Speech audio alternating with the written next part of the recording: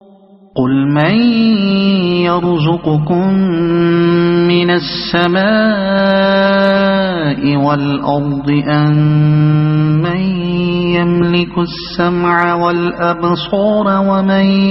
يخرج الحي من الميت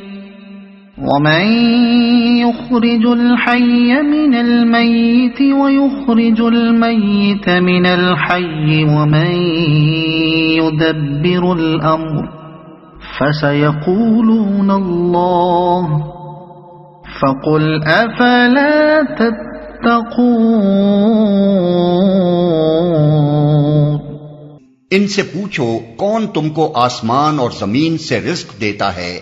یہ سماعت اور بینائی کی قوتیں کس کے اختیار میں ہیں؟ کون بے جان میں سے جاندار کو اور جاندار میں سے بے جان کو نکالتا ہے؟ کون اس نظم عالم کی تدبیر کر رہا ہے؟ وہ ضرور کہیں گے کہ اللہ۔ کہو پھر تم حقیقت کے خلاف چلنے سے پرہیز نہیں کرتے؟ فذلكم الله ربكم الحق فماذا بعد الحق إلا الضلال فأنا تصرفون۔ تب تو یہی اللہ تمہارا حقیقی رب ہے، پھر حق کے بعد گمراہی کے سوا اور کیا باقی رہ گیا؟ آخر یہ تم کدھر پھرائے جا رہے ہو؟ تب تو یہی اللہ تمہارا حقیقی رب ہے۔ یعنی اگر یہ سارے کام اللہ کے ہیں جیسا کہ تم خود مانتے ہو، تب تو تمہارا حقیقی پروردگار، مالک، آقا اور تمہاری بندگی و عبادت کا حقدار اللہ ہی ہوا۔ یہ دوسرے جن کا ان کاموں میں کوئی حصہ نہیں، آخر ربوبیت میں کہاں سے شریک ہو گئے؟ آخر یہ تم کدھر پھرائے جا رہے ہو؟ خیال رہے کہ خطاب عام لوگوں سے ہے، اور ان سے یہ سوال نہیں کیا جا رہا ہے کہ تم کدھر پھرے جاتے ہو، بلکہ یہ ہے کہ تم کدھر پھرائے جا رہے ہو۔ اس سے صاف ظاہر ہے کہ کوئی ایسا گمراہ کن شخص یا گروہ موجود ہے جو لوگوں کو صحیح رخ سے ہٹا کر غلط رخ پر پھیر رہا ہے۔ اسی بنا پر لوگوں سے یہ اپیل کیا جا رہا ہے کہ تم اندھے بن کر غلط رہنمائی کرنے والوں کے پیچھے کیوں چلے جا رہے ہو؟ اپنی گرہ کی عقل سے کام لے کر سوچتے کیوں نہیں کہ جب حقیقت یہ ہے تو آخر یہ تم کو کدھر چلایا جا رہا ہے؟ یہ طرز سوال جگہ جگہ ایسے مواقع پر قرآن میں اختیار کیا گیا ہے، اور ہر جگہ گمراہ کرنے والوں کا نام لینے کے بجائے ان کو صیغہ مجہول کے پردے میں چھپا دیا گیا ہے، تاکہ ان کے معتقدین ٹھنڈے دل سے اپنے معاملے پر غور کر سکیں اور کسی کو یہ کہہ کر انہیں اشتعال دلانے اور ان کا دماغی توازن بگاڑ دینے کا موقع نہ ملے کہ دیکھو یہ تمہارے بزرگوں اور پیشواؤں پر چوٹیں کی جا رہی ہیں۔ اس میں حکمت تبلیغ کا ایک اہم نقطہ پوشیدہ ہے جس سے غافل نہ رہنا چاہیے۔ كذلك حقت كلمة ربك على الذين فسقوا أنهم لا يؤمنون۔ اے نبی دیکھو، اس طرح نافرمانی اختیار کرنے والوں پر تمہارے رب کی بات صادق آ گئی کہ وہ مان کر نہ دیں گے۔ یعنی ایسی کھلی کھلی اور عام فہم دلیلوں سے بات سمجھائی جاتی ہے، لیکن جنہوں نے نہ ماننے کا فیصلہ کر لیا ہے وہ ضد کی بنا پر کسی طرح مان کر نہیں دیتے۔ قل هل من شركائكم من يبدأ الخلق ثم يعيده قل الله يبدأ الخلق ثم يعيده فأنى تؤفكون۔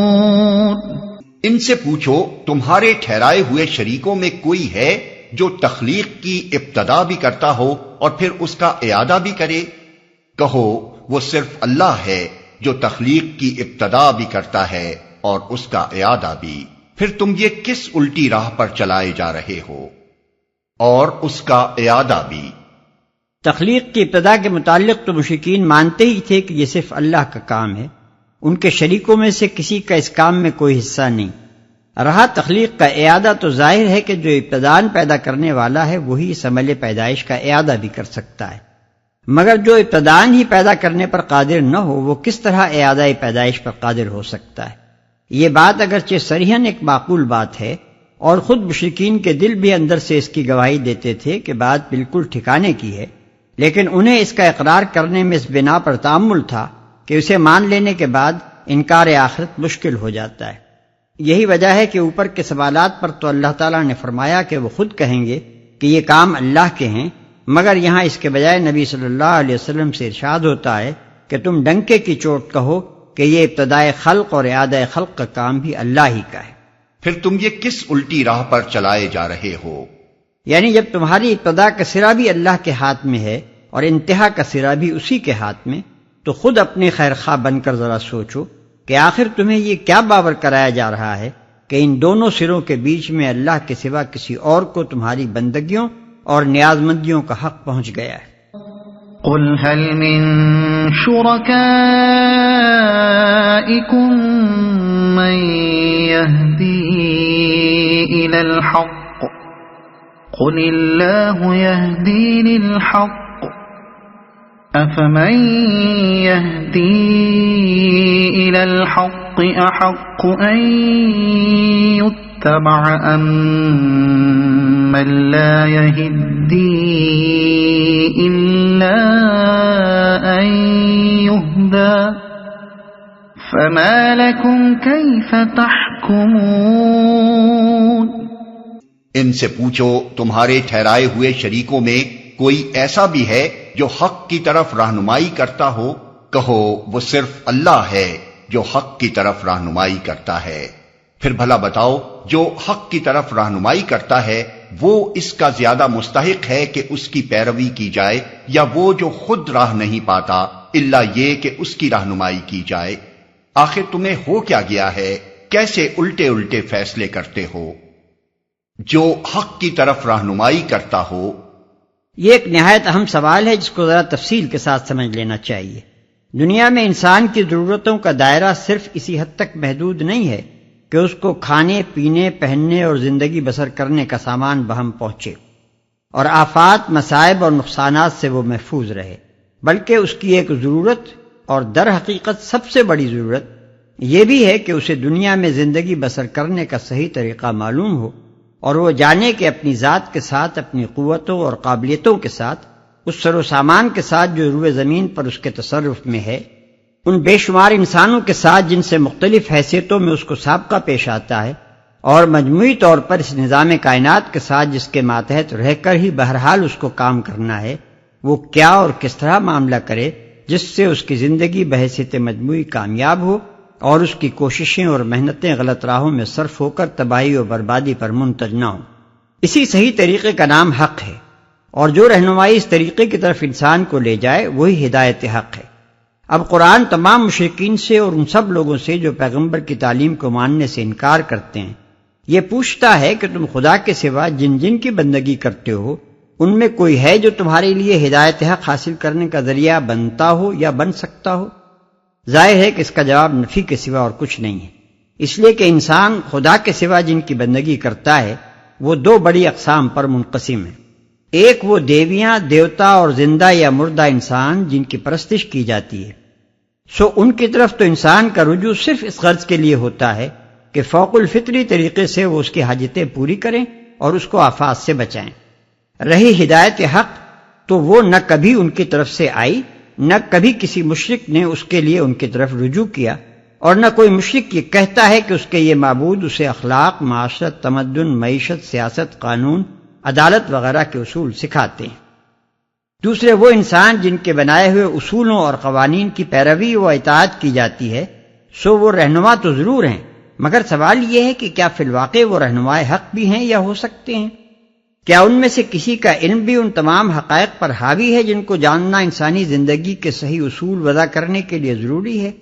کیا ان میں سے کسی کی نظر بھی اس پورے دائرے پر پھیلتی ہے جس میں انسانی زندگی سے تعلق رکھنے والے مسائل پھیلے ہوئے ہیں؟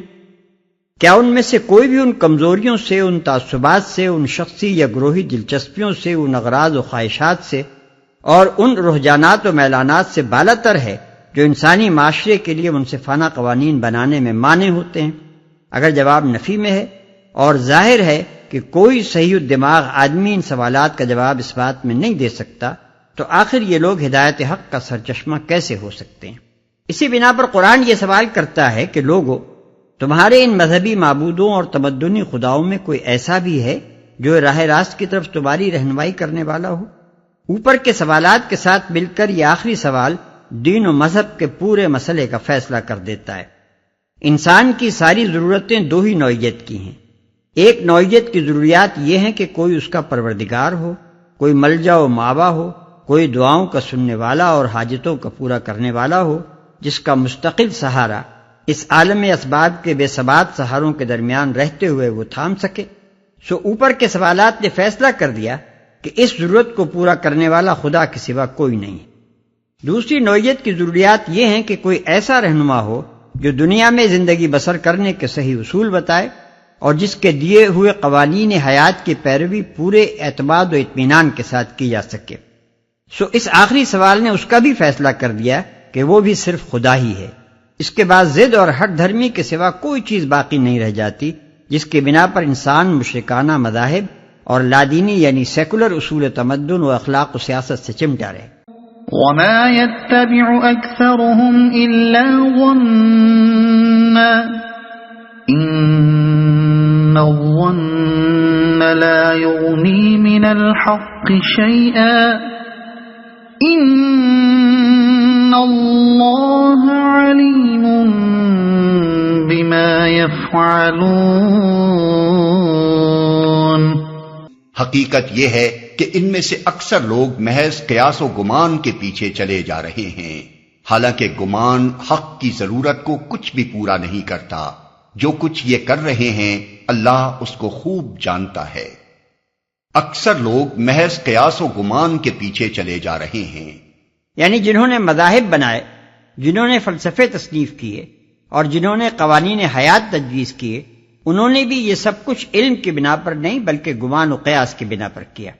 اور جنہوں نے ان مذہبی اور دنیاوی رہنماؤں کی پیروی کی، انہوں نے بھی جان کر اور سمجھ کر نہیں بلکہ محض اس گمان کی بنا پر ان کا اتباع اختیار کر لیا کہ ایسے بڑے بڑے لوگ جب یہ کہتے ہیں اور باپ دادا ان کو مانتے چلے آ رہے ہیں اور ایک دنیا ان کی پیروی کر رہی ہے تو ضرور ٹھیک ہی کہتے ہوں گے۔ وما كان هذا القرآن أن يفترى من دون الله ولكن تصديق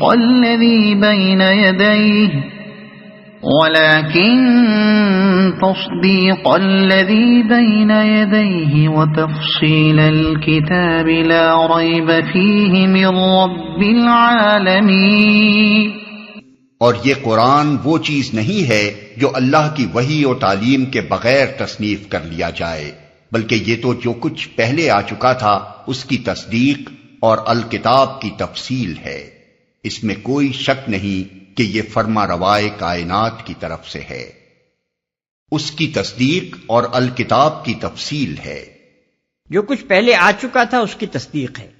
یعنی ابتدا سے جو اصولی تعلیمات انبیاء علیہ السلام کی معرفت انسان کو بھیجی جاتی رہی ہیں، یہ قرآن ان سے ہٹ کر کوئی نئی چیز نہیں پیش کر رہا ہے بلکہ انہی کی تصدیق و توثیق کر رہا ہے۔ اگر یہ کسی نئے مذہب کے بانی کی ذہنی اپج کا نتیجہ ہوتا تو اس میں ضرور یہ کوشش پائی جاتی کہ پرانی صداقتوں کے ساتھ کچھ اپنا نرالا رنگ بھی ملا کر اپنی شان امتیاز نمایاں کی جائے۔ الکتاب کی تفصیل ہے، یعنی ان اصولی تعلیمات کو جو تمام کتب آسمانی کا لب لباب یعنی الکتاب ہیں، اس میں پھیلا کر دلائل و شواہد کے ساتھ، تلقین و تفہیم کے ساتھ، تشریح و توضیح کے ساتھ اور عملی حالات پر انطباق کے ساتھ بیان کیا گیا ہے۔ أَمْ يَقُولُونَ افْتَرَاهُ قُلْ فَأْتُوا بِسُورَةٍ مِثْلِهِ وَادْعُوا مَنِ اسْتَطَعْتُم مِّن دُونِ اللَّهِ إِن كُنتُمْ صَادِقِينَ۔ کیا یہ لوگ کہتے ہیں کہ پیغمبر نے اسے خود تصنیف کر لیا ہے؟ کہو اگر تم اپنے اس الزام میں سچے ہو تو ایک صورت اس جیسی تصنیف کر لاؤ اور ایک خدا کو چھوڑ کر جس کو بلا سکتے ہو مدد کے لیے بلا لو۔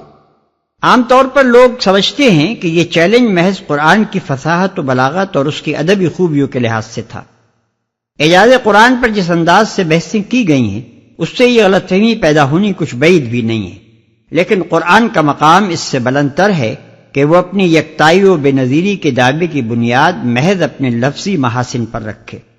بلا شبہ قرآن اپنی زبان کے لحاظ سے بھی لاجواب ہے، مگر وہ اصل چیز جس کی بنا پر یہ کہا گیا ہے کہ انسانی دماغ ایسی کتاب تصنیف نہیں کر سکتا، اس کے مضامین اور اس کی تعلیمات ہیں۔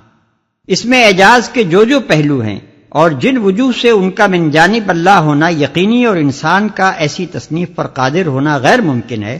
ان کو خود قرآن میں مختلف مواقع پر بیان کر دیا گیا ہے،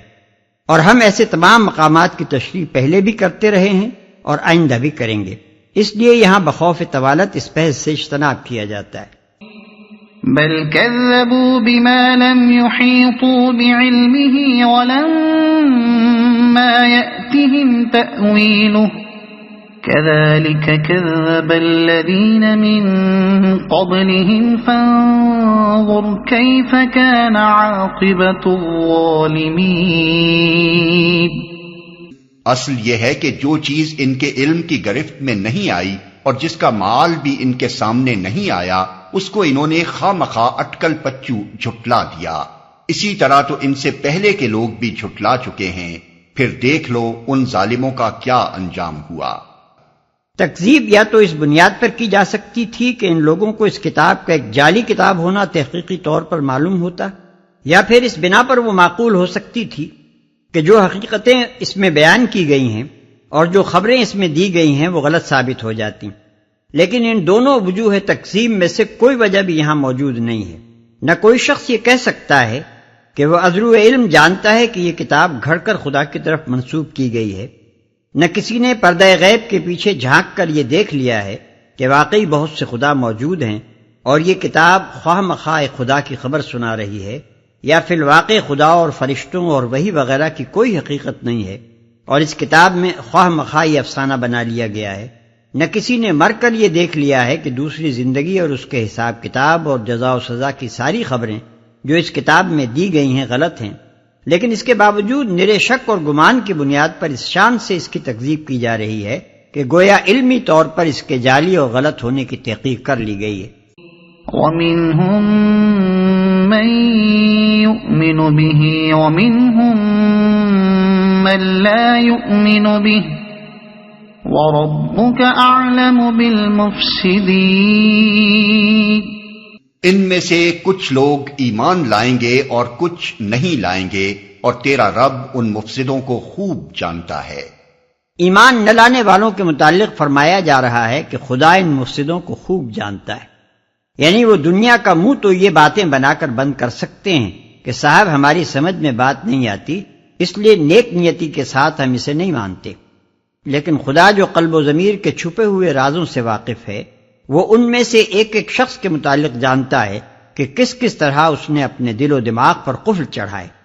اپنے آپ کو غفلتوں میں گم کیا، اپنے ضمیر کی آواز کو دبایا، اپنے قلب میں حق کی شہادت کو ابھرنے سے روکا، اپنے ذہن سے قبول حق کی صلاحیت کو مٹایا،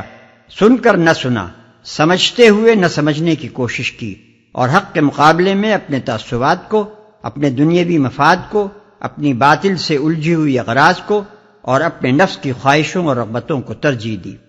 اسی بنا پر وہ معصوم گمراہ نہیں ہیں بلکہ در حقیقت مفسد ہیں۔